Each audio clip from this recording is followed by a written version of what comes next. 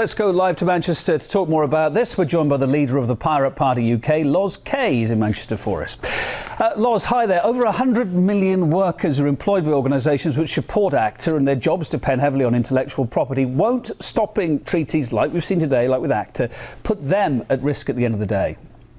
No, not at all. In fact, despite the wild claims of the copyright lobbyists, there was no actual proper evidence to show that ACTA was going to help anyone, either in terms of jobs or in terms of growth for the economy. In fact, today is a historic victory for democracy and for citizens over narrow lobbyist interests and also for shady backroom deals.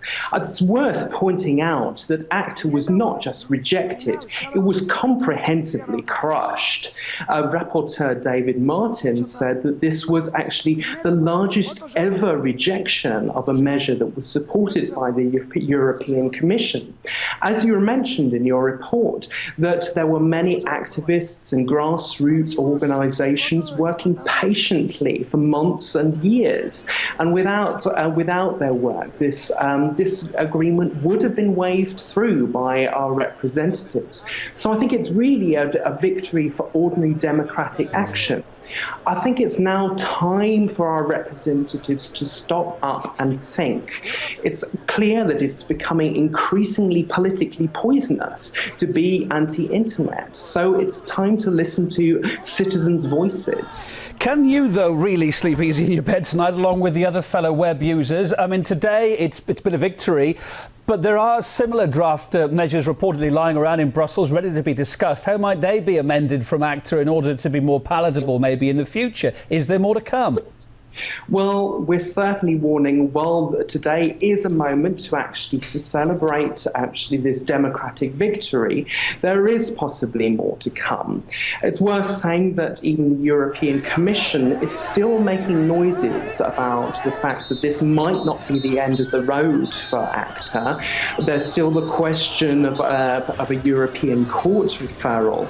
But for us in the Pirate Party movement, it's never been about some kind of narrow legal opinion.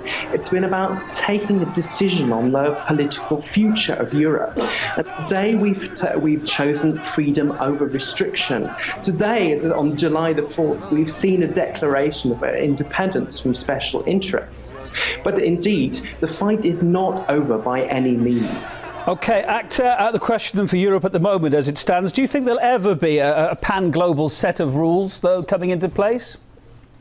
Well, I think what's really clear is that it was a fundamental mistake to try and mix so many different things together.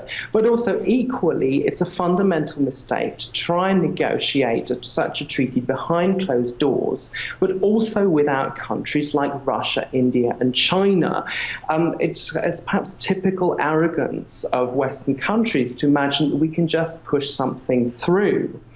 I'm actually looking forward to us changing the agenda now, actually moving away from the negative entertainment industry agenda and actually thinking about positively protecting digital freedoms and actually talking about how shared culture and actually access for all to the internet and to technology, how that will benefit all European citizens and all worldwide citizens. Loz, last thought from you. There is a school of thought that today, now that ACTA has been turned down in Europe, web piracy is going to be encouraged. It's one step forward. Is it a free-for-all now in your eyes? No, not at all. I think it's worth remembering what the many objections to ACTA were. It was essentially setting up a surveillance system of turning your internet service provider into a kind of copyright cop. But it was not just about intellectual property. Also, organizations like Oxfam and Médecins Sans Frontières were warning that it could affect the ability of developing nations to access affordable generic drugs. So this is a tremendous victory today for democracy against actually what would have been a hugely damaging agreement.